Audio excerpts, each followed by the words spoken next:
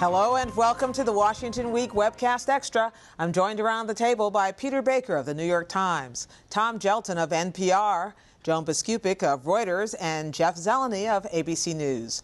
George Miller, Buck McKeon, Jim Moran, 16 retirements in the House so far. Those three just this week. And late Thursday, we heard that a Senate veteran, Oklahoma's Tom Coburn, is leaving 2 years early due to health concerns. Is it too soon to call this an exodus, Jeff?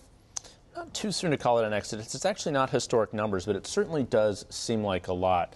And the Senator Coburn news was particularly interesting. He's battling prostate cancer for a second time here, and he's always said he would serve 2 terms, and that's it. He's sort of known as a fiscal watchdog and things. I talked to him just earlier this week and asked him how he was doing, and he said, I probably have 5 to 10 years left. And I was kind of like, wow, that was blunt.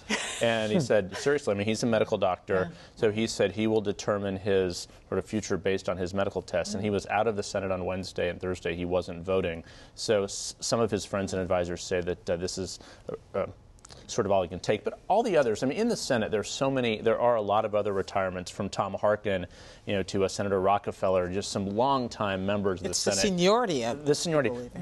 I think that's the most interesting. And also not just one party or the other. It's sort of spread out. But the key, the overall unifying answer you get when you talk to people, why are you doing it? They are just frustrated by the slow pace of Congress, the fact that nothing's getting done, Democrats or Republicans. But in the House, some of those longtime members like George Miller, who's Nancy Pelosi's best friend, and others, if they thought that there was any chance of holding on or winning a majority for Democrats in the House, they would stick around. In November, they would stick around. But they know that that's probably not going to happen. So, a lot of big names on there, and it changes the institution without question. The Senate has turned over in historic fashion. It's more than half of it has turned over in the last 4 years. So it's really pretty incredible. It's true. I used to pride myself in, I couldn't always keep up with the House, but I could pride myself in being able to identify a senator. It's getting harder and harder. Right. I got to go back to school for that.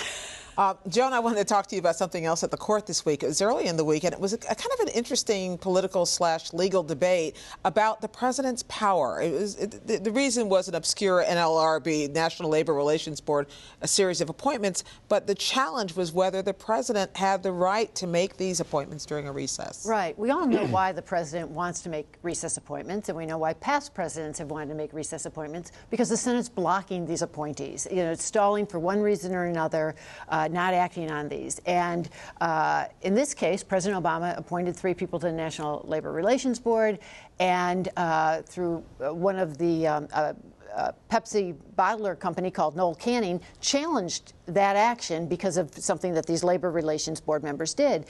The D.C. Circuit here in Washington about a year ago ruled in a way that would frankly just eviscerate any kind of recess power, saying that presidents can only use this power when the Senate is actually between big sessions, not on these short breaks, and only to appoint for vacancies that arose during this discrete time, which would really negate the president's opportunity to get around this at all. Now, these recess appointments are temporary anyway. They only last for a year or two till the end of the session.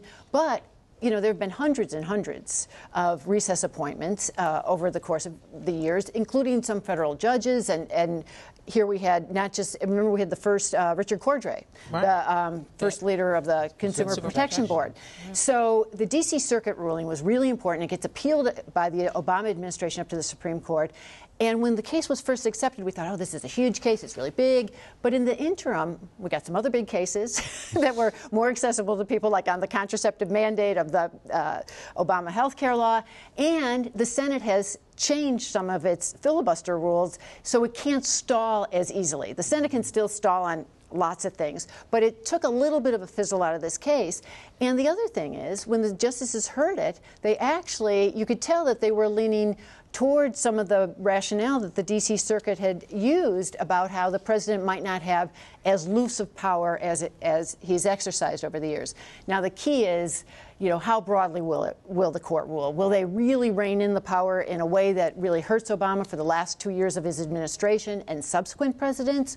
or will it rule in a way that invalidates these appointees but doesn't do serious stuff? And revisit it and re-argue it another time. Fascinating. Right. I want to go back to the NSA story, the surveillance privacy debate in two different ways. One, you, Tom, wrote this week an interesting story, and you touched on it a little bit in the main broadcast, but I want to expand on it, about tech companies and their role in this, to the extent to which they are interested in fixing this, and to the extent which they may have had a say on one of the things the president said today, which is that we're not going to be spying on our allies, at least not the leaders of our allies anymore. Maybe tech companies are interested in that too. Well, tech companies have really suffered as a result of these disclosures. There was one report out recently, I think it was probably an exaggeration, a research report that said that tech companies are going to lose $180 billion, largely in cloud computing services, web hosting services, people sort of not wanting to do business with American tech companies because of their association with NSA surveillance. So they're very upset strictly from a commercial point of view.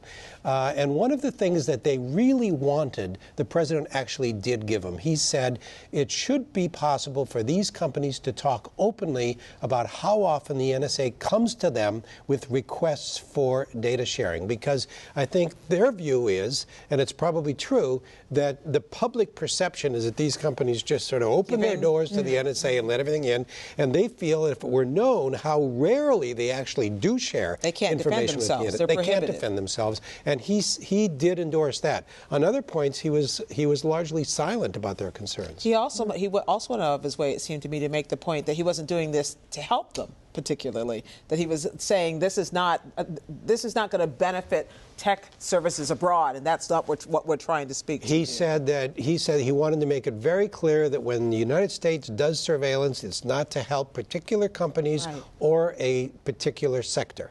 Yeah, fascinating. Another piece of this story, which you wrote about earlier this week, is how the president himself has evolved on this. When he was a senator, there are a lot of things he did and said as a senator, which when you become president, your eyes are opened in different ways. But he's definitely a different thinker on these issues now than he was. Yeah, no, sure. As a candidate, as a senator, he was an outsider. He had George W. Bush in the White House. He didn't trust George W. Bush. He was trying to profit from the idea that many Americans didn't trust President Bush. So he was very critical of the NSA program, said we shouldn't have these national security letters without a court approval. We shouldn't have warrantless eavesdropping on innocent Americans. And a lot of these issues were partly addressed before he became president. That's part of what happened. President Bush did actually make some compromises, both with the Intelligence Corps and with Congress. President Obama voted for the legislation as a senator. So by the time he comes into office, it actually wasn't as hot an issue as it had been. But he also evolved because suddenly he's the guy waking up every day looking at these intelligence briefings. David Plouffe, who's one of his closest advisors, told me, he says, look, if you're the guy who gets that package in the morning, it puts steel in your spine. And of course that would influence any person in that office. Any compromise you made, you have to evaluate against the risk that it might possibly endanger American lives. And this evolution has happened to other presidents as well. Of course it has, right. It's a very natural thing, not surprising. Interesting enough, there's also been an evolution just in the last few months. I was interested that he, in June, when Edward Snowden's first revelations came out, said, hey, if people don't trust me and don't trust Congress and the courts to do this right, we've got a bigger problem. And then today, he said, actually, we couldn't rely on leaders just saying, trust me. We had to have institutions built in. That's very interesting to watch it all. Yeah. And we'll be reading the biographies when they get written. That's all. That's it for now. We'll see you next time on the Washington Week Webcast Extra. Yeah.